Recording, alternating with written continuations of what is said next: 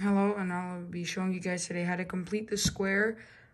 So the point of completing the square is to make your quadratic into a perfect square.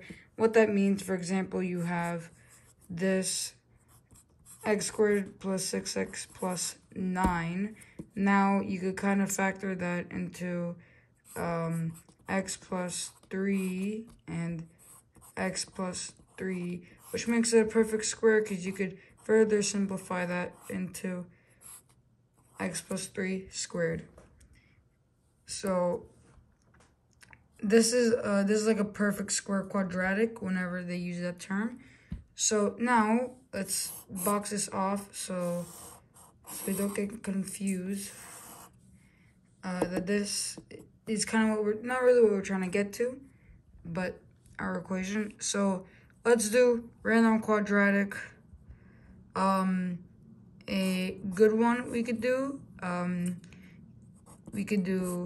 x squared plus 14x minus 51, and we're gonna make it equal to 0 because that's what all quadratics are equal to. I guess sometimes the quadratics is going to be a different number other than 0 if you're 8th or 9th grade doing like practice questions or on a test. I don't know if it's on Regents. It might be where this is equal to more or less than 0. You still have to do the first step, which is bringing the c over to the other side of the equation. So plus 51 plus 51. So then you get x squared plus 14x equals 51.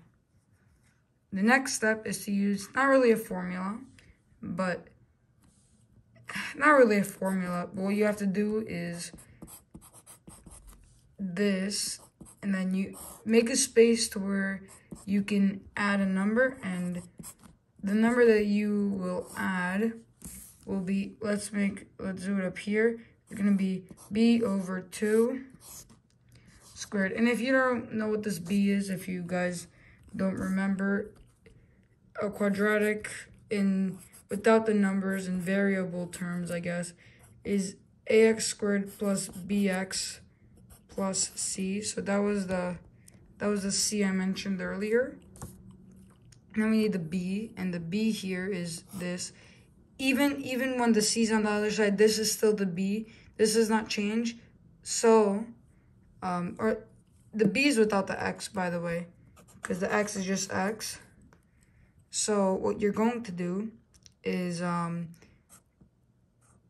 14, that's our b, over 2 squared, and then that will equal to 7 squared, which then equals to 49. So 49, let's implement that into here, plus 49 plus 49. Then let's just bring down this equation so we just have it clear. So it's x squared plus 14x plus 49 equals 100. And now this is factorable into a perfect square. It's going to be x plus 7. And the way how you know, let me just put the squared. So if you guys remember, this is what it has to multiply, this is what it has to add up to. So 7 times 7 is 49, and 7 plus 7 equals 14. If you guys remember that rule, if you were taught that rule. So that is kind of how you know. This is a perfect square. So now we still have to make it equal to 100 because, we were just simplifying this.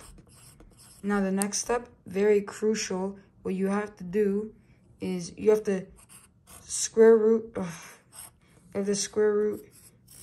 both of these. So the square root of like the squared, it will just become normal, so just x plus 7. Now the square root of 100 is gonna become 10, but it's technically plus or minus because, as you may know, like for example, negative 10 times negative 10 is still gonna equal positive 100. So because we don't really know, it's plus 10 or minus 10 unless it is stated earlier in the problem. This is only usually in word problems where it's asking in feet or distance or time. You can't have negative feet, you can't have negative distance, or you can't have negative time. So, but even then you'll still have to like do the equation and see what x itself equals. And then you would really see which ones that are rejected. So, because this is not stated anywhere in the word problem, because there is no word problem, we just have to finish this up. So, for here, you just have to subtract 7 on both sides. That's going to be x equals 3. And then for here, you still have to subtract 7 on both sides, which is going to give you x equals negative 17. Now, if you don't know what these x's are for, you probably learned graphing quadratics. These are the two x-intercepts. Yeah, these are the two x-intercepts. Because x can equal to 3, x can equal to negative 17. If you guys don't believe me, let's take x plus 7 squared. Forget the square root. Let's implement 3. That's going to be 10 squared, which does equal to 100. Take negative 17. Add it to 7, which is then going to be negative 10. Negative 10 squared does equal to positive 100. So this is kind of completing the square. So now we know what x could equal, and these are the x-intercepts. Now we kind of made a perfect square and like the perfect square for us in this equation is x plus 7. This, I guess it's kind of like a theorem where this will always give you a number that's, you know, the correct number that will give you a perfect square in the end. I think this is a theorem. I don't know. But this usually works out.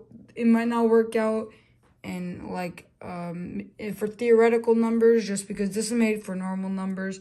So I might not work out. Pi is not a theoretical number, it is an actual number, so it might work out for pi. But you probably won't be doing that until higher levels of math. I don't think even in algebra 2 you would be doing, you know, imaginary numbers with this.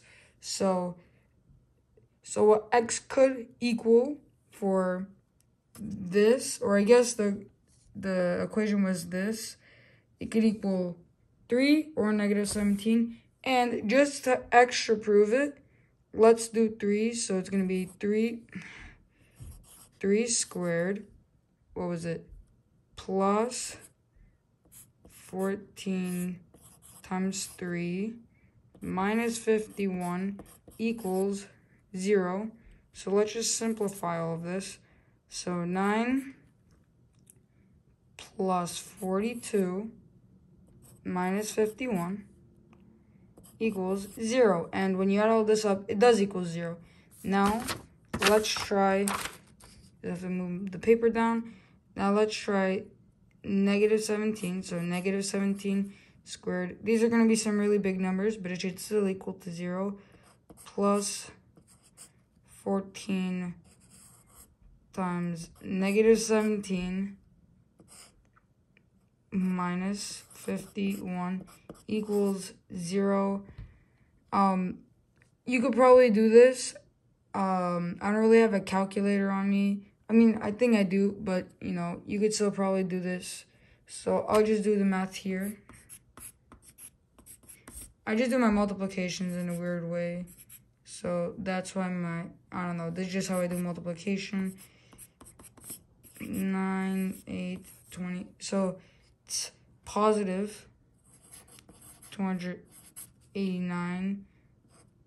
It is minus because this is minus. Now 17 times 3, and I'll show you guys what I'm doing 17 times 3 like in a second.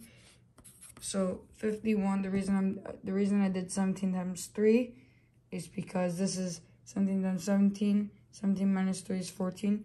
Now we take 51, we subtract it from this. Pretend this is like another 289. So then we get 8, 3, 2. So then minus 238 minus 51 still equals 0 because we technically are, you know, subtracted the 51, kind of like subtracting it again, if you guys understand what I mean. So this all equals 0. So this is what x could be for this equation. And that's completing the square. Completing the square is not the best way. The quadratic formula is the better way. But this is easier to remember until you just get really used to doing the quadratic formula with just one formula and you're done. And I think there's a song for it as well. But this is completing the square. Thanks for watching. Bye. Peace.